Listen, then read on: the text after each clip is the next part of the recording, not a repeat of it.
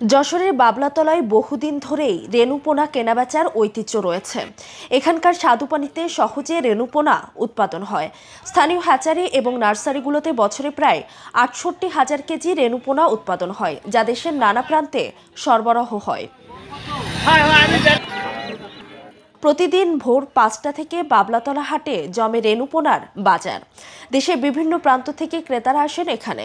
স্থানীয় ব্যবসায়ীরা জানান, মহাসড়কের পাশের এই পুরানো হাটে ব্যবসা করা তাদের জন্য অনেক সহজ। ভোরে ক্রেতা আসে আর চাষিরা সরাসরি হ্যাচারি থেকে পোনা এনে বিক্রি করতে পারেন। ৬৪টা জেলাতে মানুষ আসে কেন আমাদের এই মাছগুলো হচ্ছে মা মাছগুলো ভালো, বুঝছেন, যে ব্রুট মাছ ভালো হইলে দেখা যায় একটা চাষি একটা মাছ পুকুরে ফেললে মা ভালো হইলে ছাও ভালো হয়, বুঝছেন। এই বড় হয় বলে সবাই যশোর দেশে মাছ নিয়ে যায়, আর আমাদের যশোরের মাছ খুব ভালো হয়। সারা বাংলাদেশে আমরা এখান থেকে ডেলিভারি দিয়ে থাকি, আর অথবা অনেক লোক আছে সারা বাংলা আমাদের এখান থেকে নিয়ে যায়।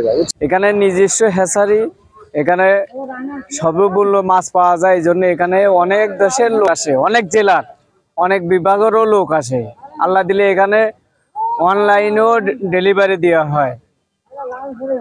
তারপরে টুকটাক কাছে আছে, আর হ্যাচারিগুলা সব এখানে, যেমন এখানে রুই মাছ, তেলাপিয়া মাছ, কোরাল মাছ, ভেটকি মাছ, তারপরে সিলভার কাপ, পুঁটি মাছ, আপনার ট্যাংরা মাছ, তারপরে আপনার ওই শিং মাছ, জিয়েল মাছ, তারপরে বাইং মাছ, মোটামুটি অল ধরনের মাছ পাওয়া যায়। ওদের স্বপ্ন পূরণে পাশে থাকতে পেরে আমরা গর্বিত। তবে যশোর খুলনা মহাসড়কের পাশে হাট বসায় প্রায়ই দুর্ঘটনা ঘটে। এই ঝুঁকি কমাতে এবং ব্যবসায়ীদের সুবিধার জন্য ২০১৯ সালে ১ কিলোমিটার দূরে নির্মাণ করা হয় আধুনিক পোনা বিক্রয় কেন্দ্র। যায় ফরিদপুর, মাগুরা, আপনার ঝিনেদা, যশোর, সব এলাকায় আমরা কম বেশি এই মাছ নিয়ে বিক্রি করি। ভাই এটার থেকে আপনার ৬টা ৬:৩০টার দিকে বসে, আর আপনার ওই 10টা 10:30টা পর্যন্ত ওইখানে মাছ পাওয়া যায়। আমাদের ব্যবসায় কোনো সমস্যা নেই, আমরা ছোটখাটো ব্যবসায়ী, আমরা রাস্তার পরে ব্যবসা বাণিজ্য করে খাই, আমাদের সমস্যা নেই। কিন্তু যারা মাছ নিতে আসে তাদের একটু সমস্যা আছে। এখানে অনেক দালাল আছে, তাদের একটু পাইসে ঘুটে মাছ কিনতে হয়। প্রত্যেকটা ক্রেতা যদি হারিয়া লাগের কাছ থেকে মাছ নেই, তারা কখনো ঠকবে না। কিন্তু যদি রাস্তায় দাঁড়ানো দালালদের কাছে মাছ নেই, অবশ্যই তারা ঠকবে।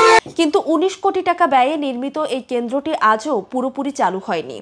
বহুতল ভবন, চৌবাচ্চা আর আধুনিক সরঞ্জাম থাকা সত্ত্বেও কেন্দ্রটি ব্যবহারের বাইরে রয়ে গেছে। বরাদ্দ পাওয়া ১১১ জন ব্যবসায়ীর কেউই সেখানে ব্যবসা শুরু করেননি। ব্যবসায়ীদের অভিযোগ, কেন্দ্রে মাছ রাখার পর্যাপ্ত জায়গা নেই পার্কিং সুবিধা, এমনকি প্রয়োজনীয় পানি সরবরাহেও সমস্যা রয়েছে। তাই তারা পুরানো বাবলাতলা হাটেই ব্যবসা করছেন, যেখানে ক্রেতারা সহজে পৌঁছাতে পারেন।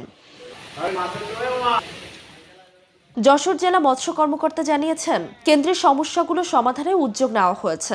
তিনি বলেন, ব্যবসায়ীদের অংশগ্রহণ বাড়াতে এবং কেন্দ্র সচল করতে কাজ চলছে। যশোর পোনা বিক্রয় কেন্দ্রটা সরকারিভাবে আছে, এখানেও পোনা বিক্রি হয়। আর কিছু পোনা বিক্রয়কারী যারা পোনা নার্সারির কাছ থেকে পোনা নিয়ে এসে পথের মাঝে হাঁড়ি নিয়ে বসে, এদেরকে পোনা বিক্রয় কেন্দ্রে নিয়ে আসার জন্য আমরা চেষ্টা করছি, যাতে আমাদের এখানে অক্সিজেন দিয়ে ভালোভাবে পোনা সরবরাহ করা যায় সে ব্যবস্থা আছে। তখন আমরা পোনা যারা বিক্রয় করে এদের সাথে রেগুলার কথাবার্তা চলছে। আমরা আশা করি যে তারা এই পোনা বিক্রয় এর ভিতরে এসে আমাদের যে সেন্টারটি আছে এখানে এসেই তারা বিক্রি করবে আর কি। স্থানীয় ব্যবসায়ীদের মতে, পরিকল্পিত ব্যবস্থাপনা এবং প্রয়োজনীয় অবকাঠামো তৈরি করা গেলে নতুন কেন্দ্রটি দেশের অন্যতম আধুনিক মাছ বাণিজ্য কেন্দ্রে পরিণত হতে পারে। তারা আশা করছেন, দ্রুত সমস্যাগুলো সমাধান হলে যশোরের রেণুপোনার ঐতিহ্য আবারও প্রাণ ফিরে পাবে।